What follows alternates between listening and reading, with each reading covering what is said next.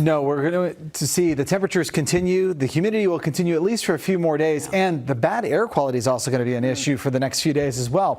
Here's a live look at LAX right now, close to the coastline, trying to enjoy maybe some of the cooler air, but it was still in the 80s earlier today around LAX. So let me show you some of the air quality that we're going to be looking at for tomorrow. We're looking at seeing some good air quality for the Orange County coastline as well as parts of the South Bay. But for the basin and San Fernando Valley, it's moderate air quality. For the Santa Clarita Valley, San Gabriel Valley, and most of the IE will be unhealthy for sensitive groups. And for areas around San Bernardino, we're looking at unhealthy air quality for everybody. Let me actually show you this on a map so we can get you a bit of a better view. So San Bernardino, Fontana, Rialto, Yucaipa, Redlands, all probably looking at unhealthy air quality for tomorrow.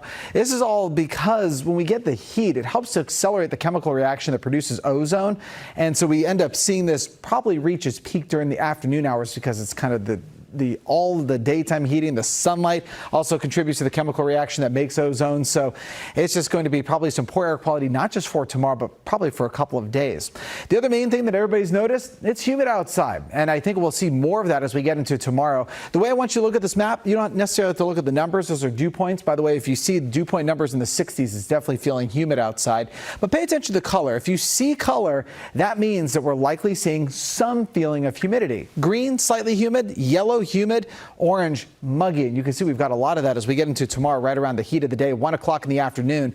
As we go into the overnight hours, it stays relatively warm in a few spots, warm enough that you'll notice if it feels humid out there, especially across parts of the Inland Empire into the San Gabriel Valley and maybe around the San Fernando Valley as well. Then as we go from Friday into Saturday, unfortunately, we still have that humidity as part of the picture.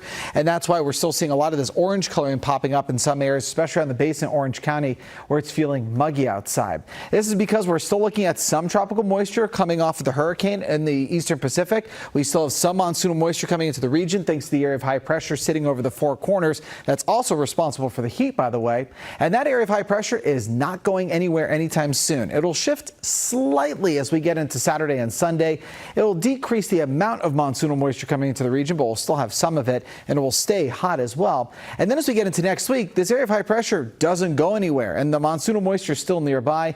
And I have a feeling the temperatures will remain warm well into next week and may start warming up again as that high pressure starts getting closer and closer to the west coast. But that'll be the second half of next week. So the basin forecast on top, coastal forecast on the bottom, a hot day for tomorrow, only slightly cooler for Saturday. And yes, while we do get back into the upper 80s by the time we get into next week, it is still above average for this time of year. It still feels pretty warm, but we might lose a little bit of the humidity, at least for Monday and Tuesday. Here's how it looks to the valleys on top, IE forecast down below, triple digits heading into the end of the week and the start of the weekend.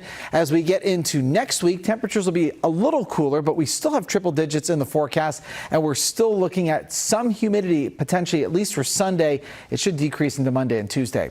High desert on top, low desert forecast down below. Not a lot of relief for the high desert. We're looking at 108 for tomorrow and only a few degrees cooler as we go through the next couple of days. And finally, for the area mountains, a couple of cloud buildups over the next few days thanks to that monsoonal moisture in the region. Expect the upper 80s all the way into the weekend, and we're staying in the upper 80s well into next week.